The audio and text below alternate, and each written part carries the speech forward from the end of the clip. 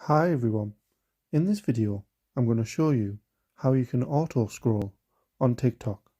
So if you find this video helpful, please give it a like and make sure you subscribe for more useful tutorials. So once you open up TikTok and you're on your home feed, just hold your finger down on the screen and you should see this feature for auto scroll.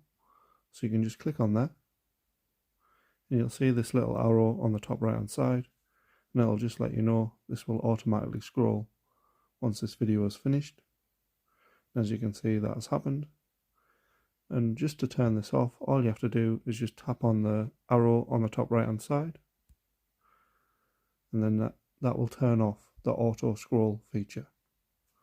So that's how you can auto scroll on TikTok. Thanks for watching.